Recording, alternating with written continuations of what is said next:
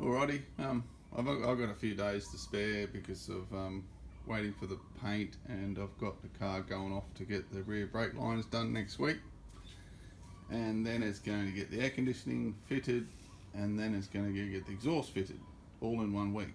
So hopefully the workshops do their part and get the jobs done when they're supposed to get done, but we'll see. Anyway, I thought I'd just get rid of that surface stuff that was on the around the outside of the engine bay area. So I've used different stuff. It's called, where's it gone? I thought I'd try something different. Instead of just using etch primer, I use that stuff, just the stuff from Repco, and it does a pretty good job. It makes a mess, but it's got all this funny overspray stuff that you can sort of see. I don't know why it does it. It's just the way it comes out of the can. But I'll tell you what, it's good stuff. It fills beautifully. Some of these areas here had I mean, there's a run there, but that's no biggie. But they were holes, not holes, but divots from rust, and not for rust, surface rust, you know. And yeah, it's done a bloody ripper of a job. So I've done all inside the cowling and all that, or the plentium, whatever they call it.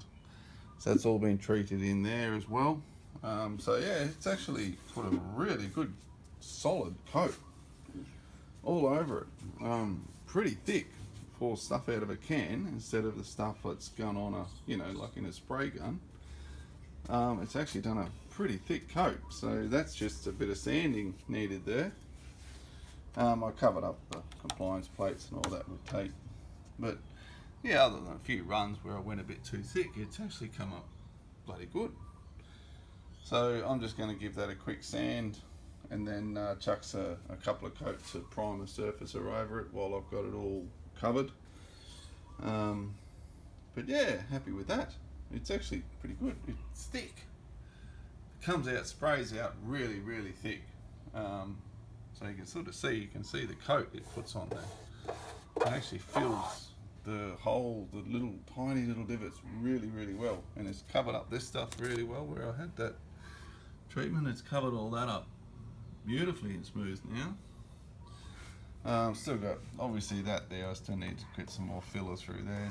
Didn't fill that, but that was just there because it's, you can't even see it anyway, but I'll be treating that a bit more. But overall, pretty good stuff. Probably need another coat of primer surfacer through here, but overall, considering it was all surface rust, which I did treat, I treated all the surface rust, so yeah, it's come up sweet.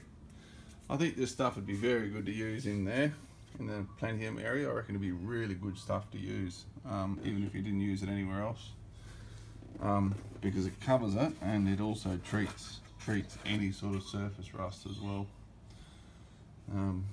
Anyway, seems good. Seems good. The other job I did was I took the hinges off these other doors that I got from down south, and a couple of them had the cracks, standard run-of-the-mill cracks around them. You see that? You see that they get cracked around there. So some people will just weld that up, which is fine. Weld it and build it up, which is fine. So on this one here, this was the passenger side. I've covered it, I've treated it and everything. It's a bit hard to explain. I should have done this before. So this one here was gone. So basically that section there was completely pushed all the way through and cracked all the way around. Very similar to that, except for 5 times worse. So all I did was I just got one of the spare doors and cut out a section. See, that's just been cut out. That gives you the hole, it gives you the shape. Make sure it's an old door. Obviously this one's my spare door that I use for all the patching. So yeah, I just cut that out, and then yeah, literally cut the other one out here and then plonked that in there, and just did some whole bunch of tack welds around it, and yeah, use the metal filler to do the rest. So anyway, yeah, that's a common thing for the Fords. Like drop doors, they call them. It's not just the hinges, you need to check behind the hinges as well, because these they do fail, especially the bottom two of the door. They will fail on you. So so when you have your drop doors, yes, check your hinges, that the rubber, that the hinges are not buggered. I've got those hinges here somewhere. I don't know where I put them. Where did they go? Anyway, oh, here. So these are the hinges. So they're the hinges that they're the door hinge bolts. So you got the two new nylon bushings, and you got a new rod. So they just go inside the standard hinges. I don't have my doors here, sorry, at the moment. But anyway, they're kits you buy off eBay.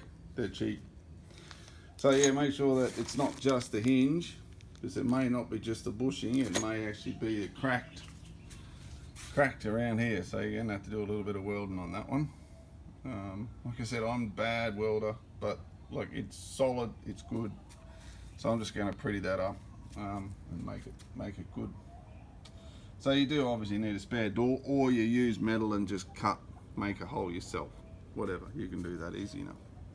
Anyway, the top ones are normally fine, bottom ones are normally the ones that are cracked. So, okay. But luckily enough, all my other doors are good. It's just this one passenger door, which makes sense. People get out of the car and they put weight on the door to pull themselves out of the car. So that's pretty standard stuff. Okay, cheerio.